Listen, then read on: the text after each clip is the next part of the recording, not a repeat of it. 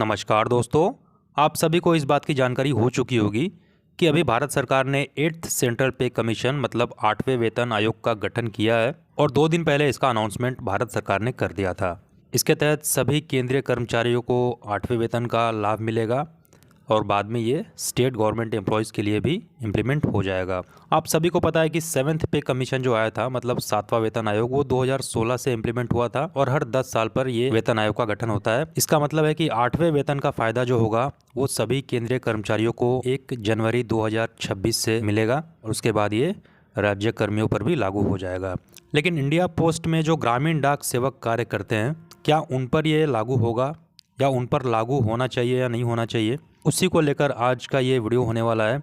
क्या ग्रामीण डाक सेवक जीडीएस एम्प्लॉयज़ को पे कमीशन का बेनिफिट मिलेगा?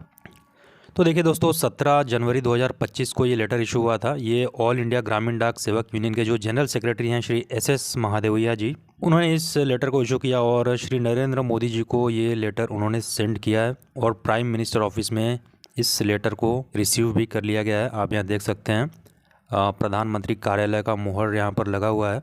तो क्या जीडीएस को 8th पे कमीशन का लाभ मिलेगा? क्या 7th पे कमीशन का लाभ मिला था? सब्जेक्ट में देखते हैं, appointment of 8th central pay commission, inclusion of issues of Gramin Dak sevaks in the terms of reference of the commission, prayer for. तो एक प्रार्थना पत्र आप इसको बोल सकते हैं जो नरेंद्र मोदी जी को लिखा गया है जीडीएस कर्मचारियों को भी 8वें वेतन आयोग के अंतर्गत लाने के लिए ये लेटर इशू किया गया है और इसके एवज में क्या कुछ तर्क दिए गए हैं वो तर्क भी हम देख लेते हैं। और क्यों ना ग्रामीण डाक सेवक को मिलना चाहिए, बिल्कुल मिलना चाहिए, क्योंकि वो भी एक सेंट्रल गवर्नमेंट का पार्ट है। जो GDS conduct and engagement rule है वो सेंट्रल गवर्नमेंट ही उसको गवर्न करती है। तो ऐसा नहीं होना चाहिए कि जीडीएस को अलग रखा जाए और सेंट्रल गवर्नमेंट एम्प्लॉय को अलग रखा जाए। वो हम देखेंगे, चर्चा करेंगे उसकी। एक एक पॉइंट हम समझते चलते हैं।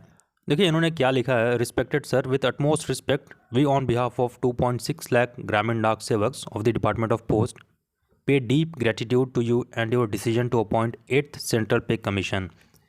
तो 2,60,000 ग्रामीण डाक सेवक इतने करीब में कार्य करते हैं पूरे देश भर में, तो उनके बिहाफ पर ये लेटर लिखा गया है और उनके बिहाफ पर ये प्रे कर रहे हैं, ये प्रार्थना कर रहे हैं कि उनको भी इसके अंदर शामिल किया जाए 8th सेंट्रल पे कमीशन के अंदर। क्योंकि आपको पता है जीडीएस कर्मचारी बहुत ही लो पेड वर्कर्स होते हैं और लो वेजेस उनको दिया जाता है और 4 से 5 घंटे की ड्यूटी उनकी होती है, लेकिन काम उनसे 24 घंटे के बराबर ही लिया जाता है। अगर आप देखेंगे किसी भी रूरल एरियाज़ में जाएंगे तो वो अपनी सेवाएं लगातार देते रहते हैं। ऐसा नहीं है कि वो 4 घंटे ड्यूटी करेंगे फिर अपने काम में लग जाएंगे। 24 घंटे 24x7 आप बोल सकते हैं, क्योंकि डिलीवरी वर्क करना होता है और फिर उसके अलावा जो अकाउंट ओपनिंग का काम है वो भी करते हैं और डाक ले जाना, कन्वेंस, ये भी रिस्पॉन्सिबिलिटी होती है उन सब की। और इसके अलावा भी आपको पता है नया इंडिया पोस्ट पेमेंट बैंक, इसका भी सर्विसेज उनके द्वारा दी जाती है रूरल एरियाज़ में।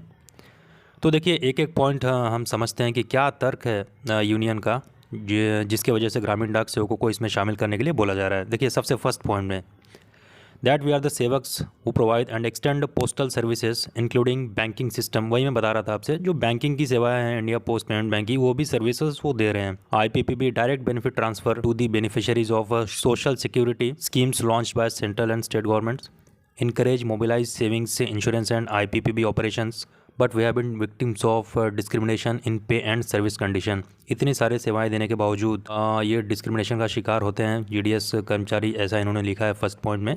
ये जो भेदभाव किया जाता है सेंट्रल गवर्नमेंट एम्प्लॉय में और जीडीएस कर्मचारी में, काम हालांकि दोनों बराबर करते हैं, लेकिन ये जो भेदभाव किया जाता है सरकार द्वारा, ये कहीं ना कहीं गलत है। इससे अवगत कराने की कोशिश की गई है नरेंद्र मोदी जी को। सेकंड, दूसरा तर्क इनका है, the honourable supreme court of India in Rajamma's case observe that the relation between state and extra departmental agent as they were then called is that of master and servant, though separate from regular civil servants. एक Rajamma case है, supreme court के अंदर गया था, बहुत ही famous case है ये। Honourable supreme court ने इस केस को ऑब्जर्व किया था और बोला था कि जो एक्स्ट्रा डिपार्टमेंटल एजेंट है, जो अभी हम जीडीएस बोलते हैं, ये पहले इनका नाम एक्स्ट्रा डिपार्टमेंटल एजेंट होता था, तो उस वक्त इन्होंने कहा था जो ये ईडी एजेंट है और जो केंद्रीय कर्मचारी है, इनके बीच का फासला एक मास्टर और सर्वेंट जैसा है। हाँ, जीडीएस कर्मचारी रेगुलर सिविल सर्वेंट नहीं है, फिर भी इनको रेगुलर सिविल सर्वेंट जैसी सुविधा मिलनी चाहिए क्योंकि काम इनका बराबर है। और ये जजमेंट दोस्तों अब तक इम्प्लीमेंट नहीं हुआ। आप यहाँ देख सकते हैं, the judgement has not been fully implemented. It is justified that pay and service conditions of Gramin Dak Sevaks are refer to the CPC. तो ये सेकंड पॉइंट में ऑनरेबल सुप्रीम कोर्ट जजमेंट की भी टिप्पणी यहाँ पर की है। तीसरा तर्क जो देते हैं, देखिए, the issue of pay and service conditions of these employees was referred to the first CPC which made some recommendations. Thereafter for such employees separate committees are being appointed. पहले CPC में भी इनके पे और सर्विस कंडीशन को refer किया गया था। उसके बाद उन्होंने कुछ रिकमेंडेशंस दिए थे। उसके बाद फिर जो फोर्थ CPC आया, उनके द्वारा ईडी एजेंट को सेंट्रल गवर्नमेंट एम्प्लॉय का दर्जा देने के लिए रिकमेंड किया गया था और बोला गया था कि वो भी सिविल पोस्ट के होल्डर हैं। They are holder of civil post and they should be treated like central government employees. तो ये फोर्थ CPC ने माना था इस बात को, तो इसकी भी यहाँ पर चर्चा की गई है। उसके बाद फोर्थ पॉइंट में देखिए, at the time of appointment of 7th CPC the department of post had recommended to the government that the issue of pay and service condition should be included with the terms of reference of CPC। This was not agreed.